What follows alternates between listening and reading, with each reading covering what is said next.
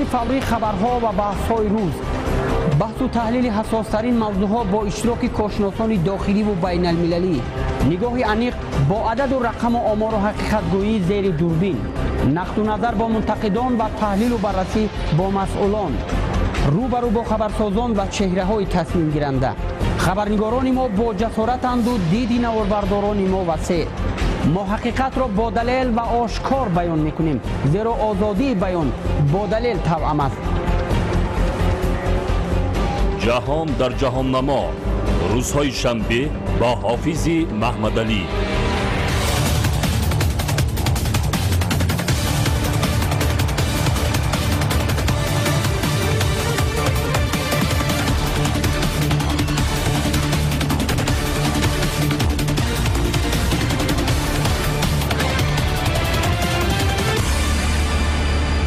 سلام و وقت بخیر. برنامه نوبتی جهان در جهاننما است منظور شما. همونطور میدونیم 14 فوریه سال 2024 از برقرارسازی مناسبت‌های دیپلماتی میان تاجیکستان و ایالات متحده آمریکا 32 سال سپری گردید. روابط با ایالات متحده آمریکا در سیاست خارجی جمهوری تاجیکستان در اولویت قرار دارد. وابسته به این و دیگر پهلوهای مناسبت‌های دیپلماتی تاجیکستان و آمریکا ظرف 32 سالی برقراری مناسبت‌های دیپلماتی مصاحبه داریم با سفیر فوق‌العاده و مختار ایالات متحده آمریکا در جمهوری تاجیکستان مانوئل میکالر. قبلا جوان سپاس برای فراهم آوردن امکانیت جهت انجام دادن یک مصاحبه خاص با شما. تشکر به شما که امروز مرا برای سخنرانی دعوت کردید. خیلی خوشحالم که با شما هستم و امکانی صحبت کردن را درباره مسائلی که به نظر من برای تماشا بینان شما مهم خواهند بود دارم. ما همکاری‌های بیش از 30 ساله داریم که ثبات در منطقه صاحب اختیاری تاجیکستان و بهبود بعضی زندگی مردم این کشورها تضمین می‌کند. تشکر زیاد.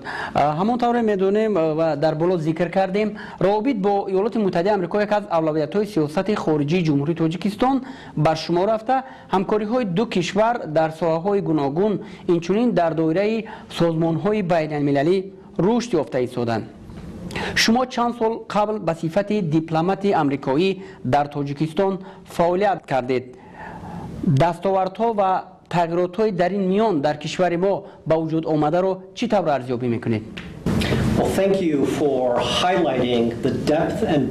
از شما سپاسگزارم که از رابطه‌های عمیق و وسیع دوجانبه و درینه ما یادآور شدید. برای من شرفی بزرگ است که باری اول سال 2004 به کشور زیبای شما آمدم و بعداً از سال 2010 تا سال 2013 در اینجا ایفای وظیفه نمودم و یکی از سبب‌های بازگشت دوباره من به تاجیکستان ادامه دادن دوستی درینه ما میباشد. دوام 20 سال حضور و فعالیت خود در کشور شما من دیگرگونی‌های کلی را در همه سمت و ساحه‌ها مشاهده کردم.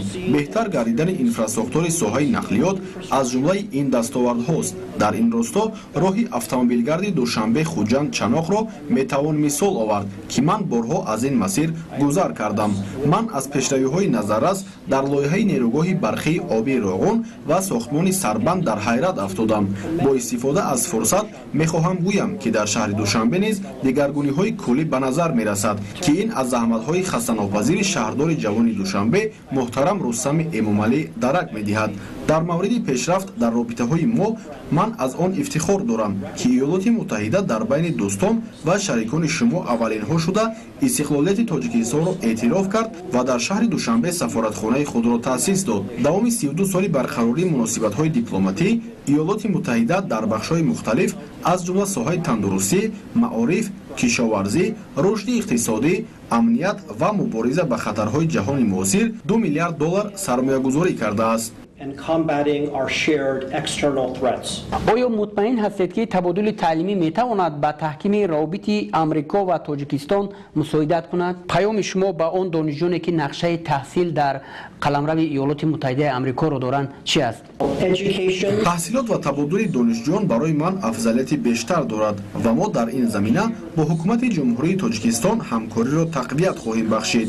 همکاری های ما در ساحه‌های امنیت، تندرستی، اقتصادی و معارف از روابط دوستانه مردمان دو کشور آمریکا و تاجیکستان سرچشمه میگیرند. من از تشبوس پرزیدنت تاجیکستان درباره توجه مخصوص ظاهر نمودن و مسئله آموزش زبانهای خارجی از جمله زبان انگلیسی ستایش میکنم. چند قبل ما در یک جایگی با وزیر معارف و علم جمهوری تاجیکستان و آژانسی خزینه آقاخان حدود 240,000 کتاب‌های درسی زبان انگلیسی را برای صنف‌های بالایی تقدیم نمودیم. ما این کمک‌ها را ادامه خواهیم داد و همه خوانندگان مکتب‌ها را با کتاب‌های درسی زبان انگلیسی تامین خواهیم کرد. از جوانان و دانشجویان تاجیک که نیت ادامه تحصیل در ایالات متحده را دارند برای انتخاب آمریکا اظهار سپاس میکنم و گفتنیم که آغوش آمریکا برای شما باز است. خواهشمندان میتوانند دایر به برنامه‌های آموزش زبان انگلیسی و تحصیل در آمریکا معلومات مفصل را از سامانه سفارت آمریکا، شبکه‌های اجتماعی و 8 مرکز آمریکایی که در تاجیکستان فعالند پیدا کنند. برای تاجیکانی که نقشه تحصیل در ایالات متحده آمریکا را دارند و یا الکی در آنجا هستند گفتنیم که از این امکانات وسیع استفاده برده آمریکا را برای خود کشف کنند. توصیه من به دانش آموزان تاجیک این است که فرصت را از دست نداده زبان آموزی خود را سیقل دهند. ما به مسئله آموزش زبان انگلیسی توجه مخصوص ظاهر میکنیم زیرا آن درها را برای ما باز میکند، چون که زبان انگلیسی زبان اینترنت، دیپلماتیا و تجارت است. از این رو من بار دیگر از خواهشمندان تقاضا میکنم که با برنامه‌های گوناگون مبادلوی از جمله برنامه‌های همفری و فولبرایت، برنامه‌های تک وومن، برنامه‌های زبان انگلیسی English Language Go Viral شناس شوند. طول فعالیت خود همچون سفیر آمریکا در جمهوری تاجیکستان شما در کشور ما کدام کارهای نظررس را انجام دادید؟ افتخارمند از آنم که سفارت آمریکا در تاجیکستان توانست جهت تحکیم شریکی و پایداری مناسبت‌های دوستانه دو کشور کارهای نظررس را انجام دهد. می‌خواهم درباره همکاری‌هایمان با تاجیکستان در سمت استحصال انرژی سبز یادآور شوم. برایم مایه افتخار است که سال گذشته در مراسم افتتاح نیروگاه آفتابی در ناحیه مرغاب که با اشتراک پرزیدنت تاجیکستان صورت گرفته بود اشتراک کردم. همچنین چند روز قبل به مناسبت روز بین‌المللی زنان با صاحبکارزنانی که طریق لایحه یوسعید در تاجیکستان فعالیت میکنند ملاقات داشتم. ما طریق این لایحه توانستیم در تأسیس جایهای کاری مساعدت نماییم. در گذشته و امروز هم سفارت ایالات متحده آمریکا توسط حفظ میراث فرهنگی تاریخی خلق تاجیک توسط برقرارسازی یادگاری‌های تاریخی تاجیکان کارهای نظررس را انجام دادند و داده ایستادند که من از این افتخارمندم. شخصا من از چند انشاءات تاریخی که با مبلغ‌گذاری آمریکا برقرار شده‌اند امثال قلعه حصار، شهرک قدیمه پنجکند و مدرسه اویم در خوجند دیدن نمودم. من حتما به سیاحان آمریکایی درباره زیبایی‌های کشور شما خواهم گفت. طور می‌دانیم از سال 1992 این جانب اگنتی رشد بین‌المللی شتات‌های متحده آمریکا در تاجیکستان فعالیت می‌کند و تا به امروز در دوره این لایحه در ساحه‌های مختلف از جمله تندرستی، معارف و اجتماعی یک قطار لایحه‌ها عملی گردیدند. در آینده برای تطبیق باز لایحه‌های نوبتی شما چه تصمیم‌ها را روی دست دارید؟ We will continue. ما در همه ساحه‌ها از کشاورزی گرفته تا معارف، تندرستی و رشد صاحبکاری میان زنان را تقویت خواهیم بخشید. ناگفته نمانم که در گذشته نیز جهت رشد این ساحه‌ها کارهای نظررس انجام داده شدند. یکی از نقشه‌های اساسی ما جلب علاوگی سرمایه‌گذاری‌های ایالات متحده آمریکا و تاجیکستان میباشد. در این باره من به راهبران و مسئولان دولتی مشورت‌ها انجام خواهم داد. بنابراین ما در نوبت اول به ساحه‌های افضلیتناک تاجیکستان از جمله صنعت استخراج معدن، انرژی سبز، кишоварзӣ ва сайёҳӣ таваҷҷӯҳи бештар равона хоҳем сохт. Аз ин лиҳоз мо кӯшиш ба харҷ дода истодаем, ки сармоягузорони амрикоиро дар бораи Тоҷикистон ва соҳаҳои сармоягузоришаванда огоҳ созем. Аз ҷумла ҳафтаи гузашта ман бо шумораи зиёди сармоягузорони Амрико, ки хоҳиши сармоягузорӣ дар соҳаҳои маъдан ва канданиҳои фоиданокро доранд, тамоси онлайнӣ анҷом додам. ҳамчунин мо дар якҷоягӣ бо вазири саноат ва технологияҳои нави Тоҷикистон бо масъулини палатаи савдои Амрико дар бораи имкониятҳои мавҷудаи сармоягузорӣ суҳбатҳо анҷом додем. вақтҳои охир густариши ҳамкориҳои минтақавӣ ба назар мерасад. аз ҷумла баргузории саммити сарони давлатҳо дар сиғаи 35 ҷамъи Амрико, вохӯриҳои сатҳи олӣ ва дигар мулоқотҳои намояндагони расмӣ. бо дар назардошти ин, Иёлоти Муттаҳидаи Амрико оид бар раванди содагардонии гирифтани раводид барои шаҳрвандони ҷумҳурии Тоҷикистон ба мисле ки барои кишварҳои ҳамсоя кардааст, ягон тасмим дорад. As we speak, we have United States delegations meeting for the B5. чанде қабл ҳаятҳои Иёлоти Муттаҳида дар ҳамоиши сатҳи баланд дар Қазоқистон иштирок намуданд. ҳадаф аз баргузории ин ҳамоиши сатҳи баланд ӯҳдадориҳои маъмуриятии президенти Иёлоти Муттаҳидаи Амрико Ҷозеф Байден ҷиҳати эҷоди 35+1 барои рушди соҳаҳои тиҷорат, иқтисод, энергетика иборат мебошад, ки ба нафъи ҳам Тоҷикистон ва ҳам минтақа мебошад. нахуст мехостам дар бораи 35+1 тавзеҳот диҳам. аз замони роҳандозии ин саммит котиби давлатии Амрико Энтони Блинкен 6 маротиба ба роҳбарони кишварҳои Осиёи Марказӣ аз ҷумла Тоҷикистон мулоқот анҷом додааст. моҳи октябри соли гузашта бошад ба роҳбарии агентии байналмилалии Амрико оид ба рушд Саманта Пауэр дар шаҳри Самарқанд вобаста ба масъалаҳои эҷоди барқарории иртибот барои рушди соҳаҳои мухталиф ҷаласаи вазирони кишварҳои минтақа баргузор шуда буд. шод аз онам, ки президенти Иёлоти Муттаҳидаи Амрико Ҷозеф Байден соли гузашта дар саммити 35+1 дар Нью-Йорк бо президенти Тоҷикистон суҳбату мулоқотҳои судманд анҷом доданд. ҷонибҳо дар ин дидорҳо дар бораи зарурати рушди ҳамкориҳои дуҷониба дар соҳаҳои мавриди таваҷҷӯҳ, алалхусус таъмини амният дар марзи Тоҷикистону Афғонистон ва тағйирёбии иқлим изҳори назар карданд. мубориза бар зидди тағйирёбии иқлим таҳти таваҷҷӯҳи доимии сарони ду давлат Тоҷикистону Амрико қарор дорад. ман кӯшиш ба харҷ медиҳам, ки шаҳрвандони Тоҷикистон имкони кору таҳсил ва сайёҳат дар Амрикоро пайдо карда бошанд. дар баробари ин хоҳони зиёд шудани шумораи сайёҳони амрикоӣ ба Тоҷикистон ҳастам. мо бояд барои рафтуомади бемамонияти шаҳрвандони ду кишвар роҳҳои осонро пешниҳод намоем. дар ин росто сафорати Амрико дар душанбе ҳам таснимоти ҷиддиеро рӯй даст дорад. кадом маҳсулотҳои Тоҷикистон метавонад дар бозорҳои Амрико рақобатпазир бошад ё ки дар бозорҳои Амрико роҳ ёфта бошад? маҳсулоти Тоҷикистон барои ман хеле писанд аст, чунки онҳо аз ҷиҳати экологӣ тоза ва болаззатанд. аз ҷумла мева ва сабзавоти Тоҷикистон, ки дорои дараҷаи баландтарини сифат дар ҷаҳон аст, бароям писанд аст. ба андешаи ман дар сурати коркарди дуруст ва бастубанди меваву сабзавоти Тоҷикистон метавонад дар бозорҳои Амрико серхаридор хоҳад буд.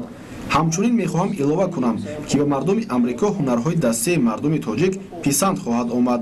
тавре мебинед, ман дар ин ҷо намунае аз ҳунарҳои мардуми тоҷикро ҷамъ овардам. фикр мекунам, ки агар шаҳрвандони Амрико ҳунарҳои мардумии тоҷикро дастрасӣ пайдо кунанд, барояшон писанд хоҳад омад. Тоҷикистон дар бахши сайёҳӣ барои ҷалби сайёҳони амрикоӣ ва дигар сайёҳони хориҷӣ Тоҷикистон дар бахши сайёҳӣ барои ҷалби сайёҳони амрикоӣ ва дигар сайёҳони хориҷӣ иқтидорҳо бузург дорад.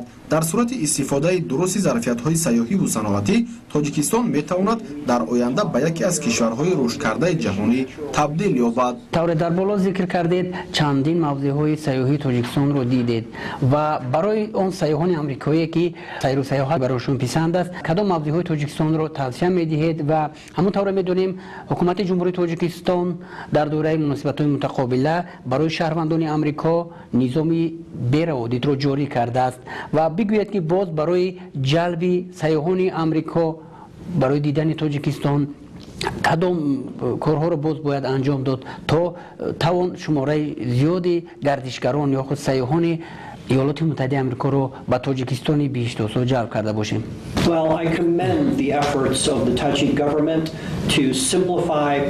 ман саъю кӯшишҳои ҳукумати Тоҷикистонро барои содагардонии дарёфти раводид, ҷалби сайёҳони амрикоӣ ва дигар сайёҳони хориҷӣ ситоиш мекунам. илова бар сода кардани равандҳои сафар ба Тоҷикистон, мо мехоҳем ба Тоҷикистон ҷиҳати густариши робитаҳои парвозҳои байналмилалӣ ҳамкорӣ кунем. Фикр мекунам, ки ҳамкориҳои муштараки мо барои беҳбуди инфраструктур аз ҷумла дар соҳаи нақлиёт ба афзоиши сайёҳони хориҷӣ мусоидат хоҳад кард.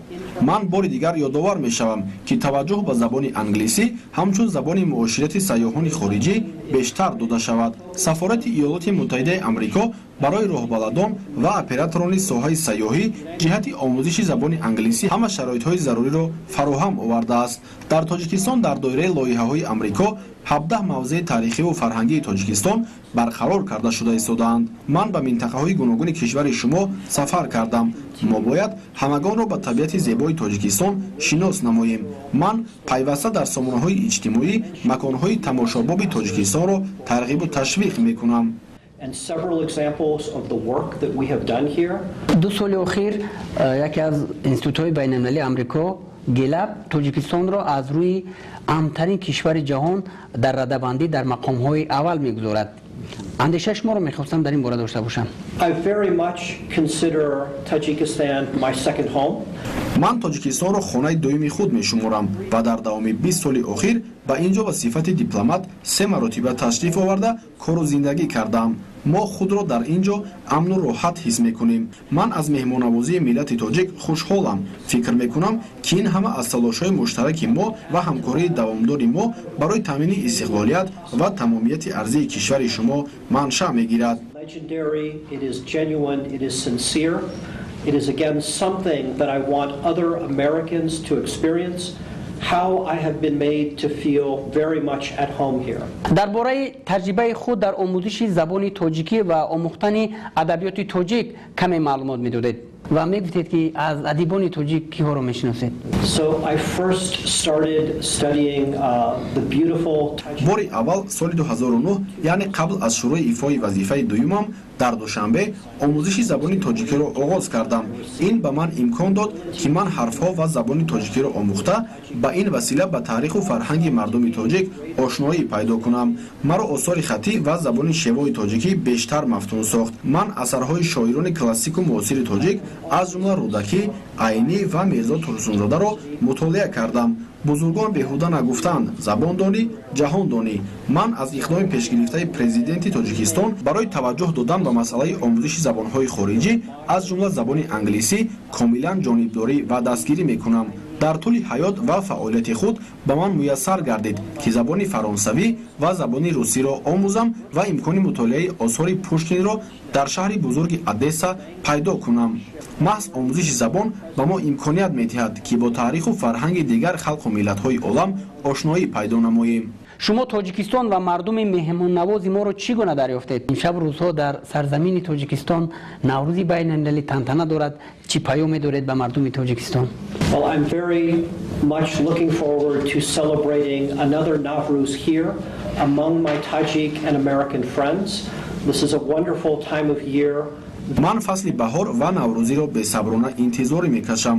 хушнуд аз онам, ки наврӯзи имсоларо бо тоҷикон дар душанбе таҷлил мекунем. дар воқеъ баҳор зеботарин фасли сол аст. президенти иёлоти муттаҳидаи амрико ҷо Байден борҳо аз кохи сафед мардуми сайёра, хусусан кишварҳои ҳавзаи Наврӯзро тавассути паёми табрикӣ таҳният гуфтаанд. мардуми ҷаҳон Тоҷикистонро ҳамчун кишвари Наврӯз ва ватани Наврӯз мешиносанд. байналмилалӣ гардидани Наврӯз шаҳодати он аст, ки ин ҷашн барои тамоми сокинони сайёра ҷашни муқаддас аст. тоҷикон мардуми ифтихорманд ҳастанд.